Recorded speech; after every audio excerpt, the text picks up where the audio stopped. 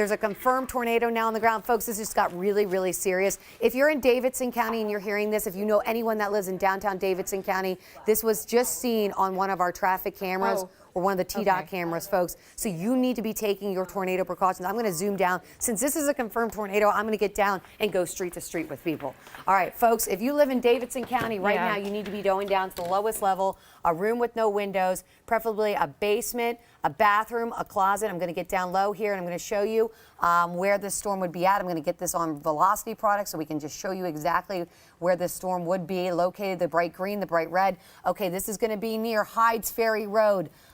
Dr. Walter S. Davis Boulevard, Buchanan Street. This is coming to you next. I'm going to circle the rotation so you can see this here. This is where it is confirmed. It has been seen on the ground. Again, it is extreme. It's large. An extremely dangerous tornado was located near Nashville, moving east at 45 miles an hour. This is a dangerous storm, folks. Dangerous storm. Okay, just crossed 155 with numerous powerful flashes. Folks, this storm is getting bigger too by the second. The bright greens, the bright reds. Okay, I'm going to get down low. If you know anyone right now near Ed Temple Boulevard, Buchanan Street, this is about to cross over Interstate 40, the corridor, Interstate 40, where it connects with 65. Folks, you need to be telling people to wake up now and get down in their basement. This is really dangerous. This is a heavily populated area. This is going to be near Highway 12, 24 Avenue North, 17th Avenue North. I mean, this is going to go right near basically the west side of Nashville right now. It's going down.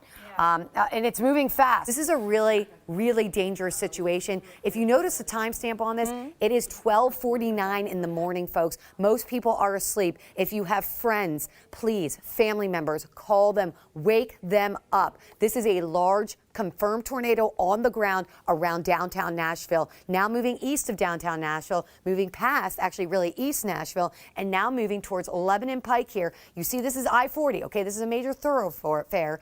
Moving towards I-40, next in the line of this big tornado would probably be Mount Juliet here or Green Hill. So if you know anyone in this area that's already crossed over the Briley Parkway area, but if you know someone that lives near the Andrew Jackson Parkway, near Hermitage, you would definitely want to call them because this is heading that way, and it's heading that way very fast. It has a velocity. It's been moving really to the east at about 45 to 50 miles an hour. It's creating major power outages where it goes. It basically takes out everything. When they saw it with the lightning flash on, it was a large, violent tornado. Large, violent tornado, meaning you need to get up now and get downstairs, okay? We need to take this really seriously. You can kind of see, and we've been watching this. It has that hook, like Mary was talking about right here. We have Mary with us. We have Christina with us. We have this hook right in here near Lebanon Pike here. That's where that inflow is going to be. That's where that notch is going to be. That's where the tornado is going to be. And it's been hard to see because, you know what? Here's the radar beam. It's hard to tell where that's going to be because it's so close to the radar beam. And what scares me is once it gets very close to the radar beam, we may not be able to see it for a little while. So, folks, again, Lebanon Pike, it's right over you right now. You see that real bright red. Chandler Road, it's right over you right now. John Hager Road, it's right there. It's just north of you, really. It's south of West Division Street. This is about to go into downtown Mount Juliet, folks. Okay, this is about to go into downtown Mount Juliet. So if you know anyone there, please get them to go downstairs in their basements, go down to the lowest level. It's so important you do that. It's about to cross into Pleasant Grove Road, Cedar Lane, Northwest Rutland Road, Northern Mount Juliet Road. Another one, Belinda Parkway is not that far away from it.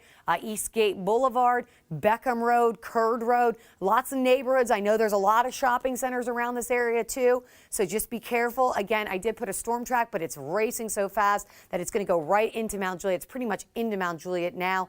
And then some other cities in the path of this storm. It's going to be Silver Springs at about 12:49, Leeville at about 1:01, and Lebanon, you're going to see this at about 1:08. So it is coming very quickly. And folks, this is a storm that has been producing a large, violent tornado that has done damage in downtown Nashville, that has done damage in East Nashville. So Wilson County, I need you to wake up and I need you to go into your safe zone. Take everything you know with you. And remember, the power is going to go out with this one.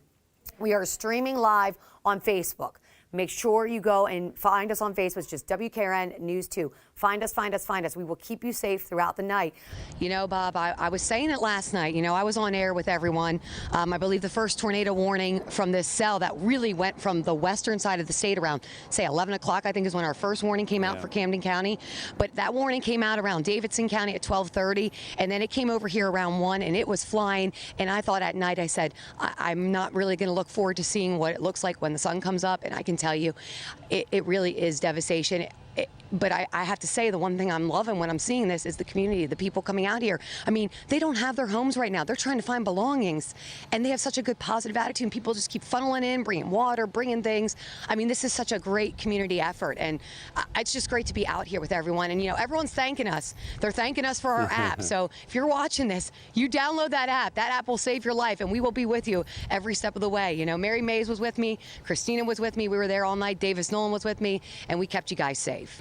Well, we appreciate you talking. Hey, telling thank your you. story. I appreciate when you ran off the set last night, that's when I got scared.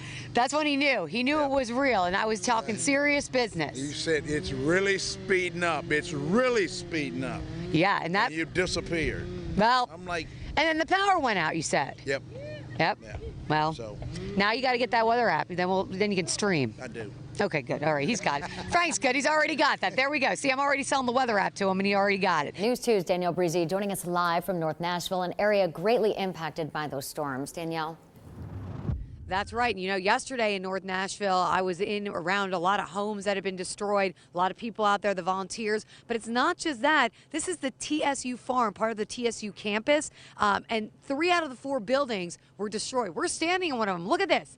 There's no roof on this building anymore. You can see right up to that bright blue sky. And right behind me here, it looks like this might have been the front of the building. There's a window right there, kind of pushed in. That fence, I think, was from the actual front when you drive into this building. So this is 1 out of the 4 buildings that were destroyed. A lot of other impacts on the TSU campus. The good news is none of these students were there because it was a spring break. By the way, look at this. This is metal literally wrapped around this. This is metal, folks, wrapped around like it's nothing. It looks like string. Now, Ben, I'm going to walk over here. I got to be careful here so I don't fall over things. But you can see a ton of debris here. I don't know where this came from. This is brick, but somewhere it's here. But I did figure out that this building might have been a teaching facility because if you come with me over here, you can see it looks like this was part of a whiteboard here with some mechanical things. So and you see behind me here, you can't even see anything. There's just so much debris everywhere. So this is just one of the buildings that was hit really hard on the TSU farm campus. The other thing here is they did have agriculture. They do plants, and they do have animals. And unfortunately, 2 of the goats on this campus did lose their lives. A couple were injured, but they said they're out there in the greener pastures, just hanging out there, and they're going to be okay. Again, the students were on spring break, so nobody was in the campus over there. And this was the EF3 tornado that rolled in here around 12:45, 1 in the morning, and then continued onward into Donaldson and Hermitage areas, and then into Mount Juliet, and finally exiting Smith County. So this was a path length of 60 miles, folks. Just so you know, that is the longest path length in Middle Tennessee history, and that's hit between midnight and 1:30 in the morning. Danielle, a lot of sweet volunteers out there helping these folks.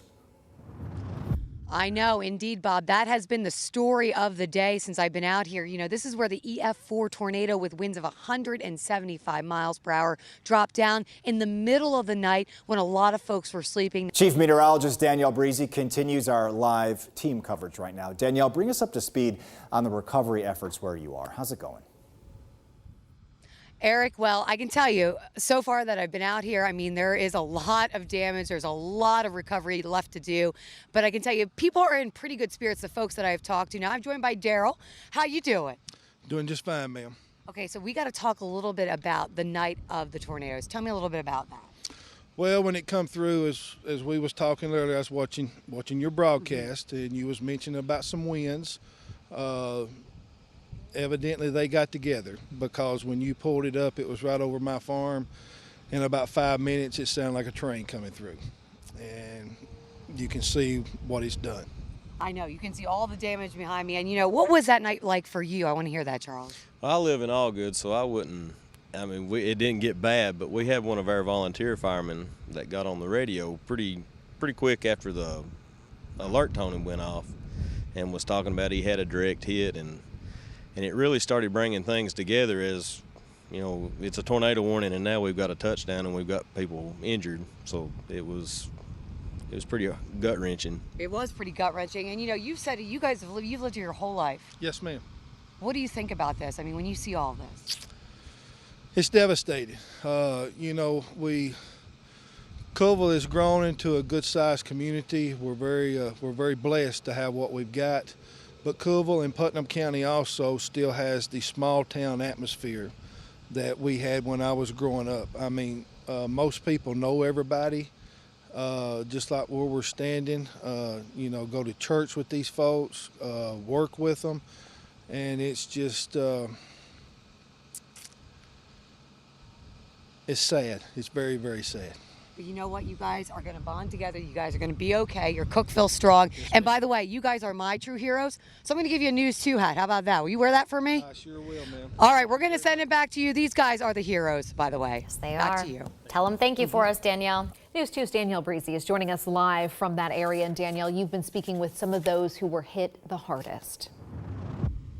That's right, indeed, I have been, and it has been a very good visit here. I will tell you this, despite all the damage you see behind me, there's been a lot of positive spirit. And I have Chief Holmes with me from the Baxter Police Department, and you actually reached out to me. Tell me about that. Thank you so much, Danielle. You know, usually about storms, I don't think a whole lot about them. But at 1:30 a.m. that morning, I woke up, I turned on Channel 2, and about 2 o'clock, you said, take cover now, and it showed that the tornado was coming to the Baxter area. So you may have saved our life, because we got up and got everybody in the hallway, and I just reached out to you to say thank you. Well, I appreciate that, and I appreciate all you're doing. So tell me about, you know, obviously after this happened, you went out there, and what was it like? Oh, it was horrible, Danielle. After the storm went over, of course, we lost television, and I knew that it had hit. So I jumped in my patrol car along with another officer, and we came up, and just to see the devastation at 2 o'clock in the morning was unbelievable. And we just started searching and looking and trying to help. Right. I mean, and it's going to be a long process, but I will tell you, it's been good. In the past week, we've seen a lot of recovery in this area, which is good news. Good things happening. Cornerstone Elementary is teaming up with Compassion Ministries on Wednesday for anyone that needs assistance in the Baxter area. 9 to 2, you can go there. Also 4 to 6, go check them out. We'll send it back to you.